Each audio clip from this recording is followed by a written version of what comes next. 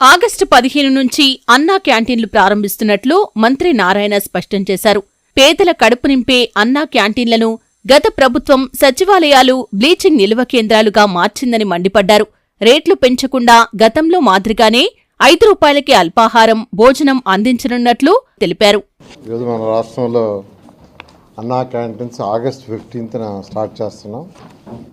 2014-19 అప్పుడు ఈ అన్నా క్యాంటీన్స్ని పేదలు, నిరుపేదల కోసం ప్రతి పేదవాడు కేవలం ₹5తో చక్కటి భోజనం, ఆరోగ్యకరమైన భోజనం, మంచి ప్లేసులు అంటే తినే ప్లేస్ కూడా హైజీనిక్ గాను, తర్వాత చాలా ఆహ్లాదకరంగా ఉండాలని ఆ రోజు సీఎం గారు ఆదేశించడం, దానికి తగ్గట్టుగానే రాష్ట్రంలో 203 అన్నా క్యాంటీన్స్ యాక్చువల్గా ప్రారంభించడం జరిగింది.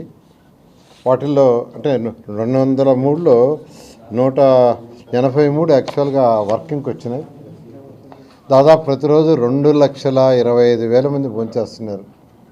2,25,000 మంది. అటువంటి అన్నా క్యాంటీన్స్ని గత ప్రభుత్వం పూర్తిగా మూసేసింది. ఒక కక్ష సాధింపుతో ఆ ప్రభుత్వం చేసింది. అయితే మళ్ళీ అన్నా క్యాంటీన్స్ని ఓపెన్ చేస్తామని సీఎం గారు చెప్పడం, దాని మీద యాక్చువల్గా క్యాబినెట్లో కూడా మొన్న డిసైడ్ చేశారు. కొన్ని అన్నా క్యాంటీన్స్లో సెక్రటరియట్ పెట్టారు, కొన్ని అన్నా క్యాంటీన్స్ని గోడౌన్లుగా పెట్టుకున్నారు, కొన్ని అన్నా క్యాంటీన్స్ని బ్లీచింగ్ పౌడర్ వేసుకోవటానికి పెట్టుకున్నారు. ఇట్లా రకరకాలుగా అన్నా క్యాంటీన్స్ మొత్తాన్ని నిర్మాణం చేశారు. అయితే చాలా వరకు బిల్డింగులు పూర్తయి ఆల్మోస్ట్ 20 అన్నా క్యాంటీన్స్లో 18 అన్నా క్యాంటీన్లు అయితే బిల్డింగులు పూర్తయిపోయి జస్ట్ ఫినిషింగ్ లాగినాయి. అవన్నీ కూడా వీలైనంత వరకు ఆగస్టు 10కి కంప్లీట్ చేయమన్నాం. అదే సేమ్ రేట్స్లో ఎటువంటి కొందరు అడుగుతున్న రేట్లు ఏమైనా పెంచుతారని, పెంచేది ఏం లేదు. సేమ్ రేట్స్ ₹5తో యాక్చువల్గా బ్రేక్ఫాస్ట్ అయినా, లంచ్ అయినా, డిన్నర్ అయినా చేసే విధంగా చేయడం జరిగింది. అంతేకాకుండా అన్ని అన్నా క్యాంటీన్స్ ఒకే మోడల్, ఒకే స్టాండర్డ్.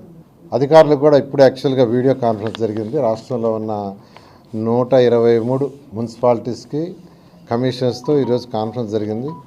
ఒకే మోడల్ ఉండాలా, ఒకే సిస్టమ్ ఉండాలా, ఒకే క్వాలిటీ ఉండాలని ఆ విధంగా చేయమని యాక్చువల్గా ఈరోజు ఆదేశించారు.